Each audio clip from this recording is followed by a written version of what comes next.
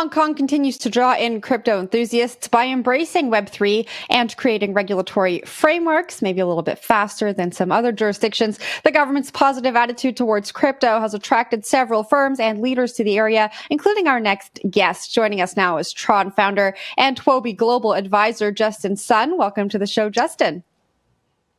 Hello, everyone. Justin, always a pleasure to have you on the show. The last time you were here, we were talking about Huobi Global's license in Hong Kong. Any progress there? Yes, so everyone start to operate exchange in Hong Kong. So I think Huobi Hong Kong will be live in July 15. So we have been prepared this for quite a long time. And so far, I think we started to have more details about what kind of the token we can list it, how we can do KYC, AML, and what's the banking requirement for open bank accounts in Hong Kong.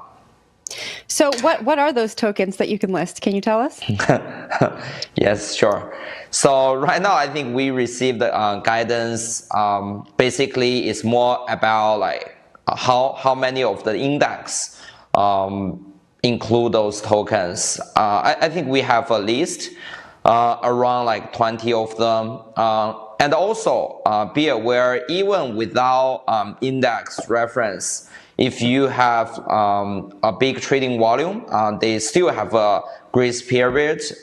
You can apply those tokens if you want to list them, but not a lot. I think basically right now we want to get a grace period for several tokens, especially for stablecoin, because this is very important for operate crypto exchange. So we apply for USDT, USDC, TUSD, and also basically the major top 20 tokens in CoinMarketCap. Hi, Justin. Always nice to see you. So, all right, let's talk about some of the details here, because I don't think that many people understand the process of getting an exchange licensed in Hong Kong. And my understanding is that it's actually quite hard. And so I was wondering if you could talk about just some of like the challenges or some of the things that you have to do. For example, I heard that for Hong Kong exchanges, you're not allowed to use third-party custody. I don't know if that's correct or not, but I heard that there's some rules that are very specific to Hong Kong. So if you could just talk about some of those challenges, that would be helpful. Also, are you guys going to be available for retail trade in Hong Kong? Yes, we are going to be available for retail trade. I think it depends on who is the investor or owner of the exchange, right?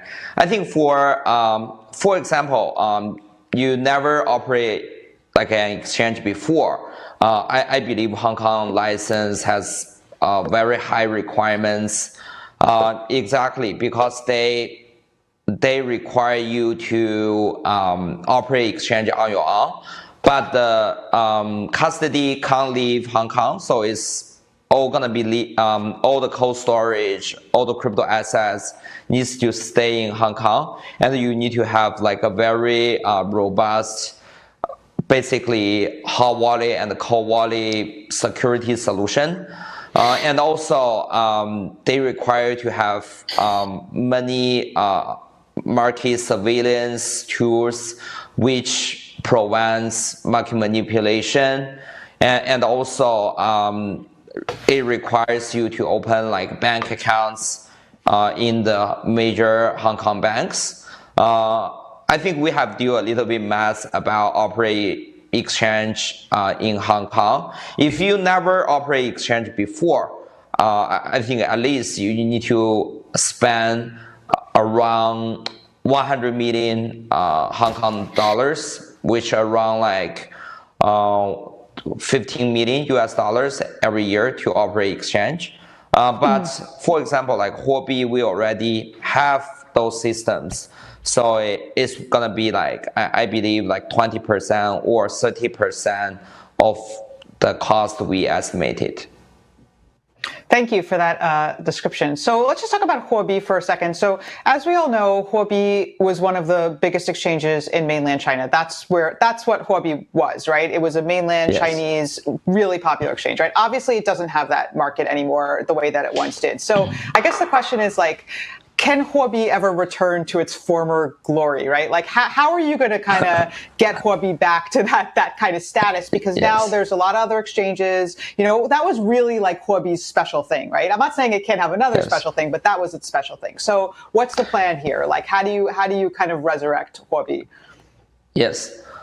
First of all, I believe we need to focus on Asia markets. Of course, I think Huobi has the best reputation among all the Asia traders. And also, right, so recently we have seen more and more traders started to get excited about crypto because of Hong Kong new crypto regulation. So that's why I think this is a big opportunity for Huobi to dive into Hong Kong markets, since this is most of the institution and major investor. Be aware, like all the major Chinese companies listed in Hong Kong and trade their stocks in Hong Kong. So actually, Hong Kong has the similar size of the markets compared to mainland China in terms of stock trading. So that's why I believe crypto trading in Hong Kong will also share the similar ratio, I think, eventually. So that's why I think we focus lots of our energy in Hong Kong and in the Asian markets. So, we have to address the elephant in the room, and that is Binance, the largest exchange in the world, possibly based in Asia. We don't really know. No one really knows anymore. So, first of all, have they been invited, or do you know of any moves on their part to try and find a home in Hong Kong? And second of all, obviously, they've had some major C-suite departures as of late because of several different regulatory jurisdictions coming down on them. What do you make of this? Is there an exodus out of Binance? Is Binance in trouble? Yes. So first of all, I believe Binance focus is more on the global markets. So right now, we still didn't see Binance apply for Hong Kong local website operation. But I believe eventually I believe eventually Binance will apply for that. But Binance has a very big market shares. So that's why I think Binance might need to get approval from the Hong Kong government if they want to apply for a license. Because of course, Binance entering like any new markets or jurisdictions will be very big locally, like internationally. So I think every regulators will take more look at those applications than small exchange. I think that's the first thing. Second thing, I think Binance International still stands in a very big market share. As far as I know, right now Binance still has more than 50% of the market share, and I also trade there all the time. So I think right now it seems to me Binance.com is intact. Well, why are you trading on Binance when you have Huobi? I doing arbitrage trade on Binance and Huobi, different exchange, but mainly Binance and Huobi. Yes. Are you saying Huobi has inefficient pricing? Or are you saying Binance does? Who has more inefficient pricing? I think current still Binance. I think Huobi is around 70% of the market trading volume and also index book. You've been very supportive of Binance and CZ amongst the SEC's crackdown on Binance, and like Lawrence mentioned, we've seen other regulators kind of crack down on the exchange. We've seen the C-suite leave. Do you think that will hurt Binance's case should they want to apply for a license in Hong Kong? I believe that Binance eventually will apply license in Hong Kong because this is very big markets. I think Binance always wants to play a very big role in Asia markets as well. We have seen Binance acquire a Korean exchange to operate license in Korean, and also Binance also recently operate exchange in Japan. So that's why I believe Binance will eventually operate in Hong Kong. But I think right now Hong Kong is not the priority for Binance. I think the Binance right now, the priority is still to sort it out like everything in United States. Hopefully, eventually, I hope both Coinbase, Binance can reach agreement with U.S. regulators eventually, because it's gonna be beneficial, I think, for both regulators and the crypto world. So, Justin, I imagine you're probably not primarily worried about Coinbase and Binance in the United States, because the SEC has also charged you and your companies with pretty fraud and other securities law violations. So I'd imagine that's a bigger concern for you, understandably.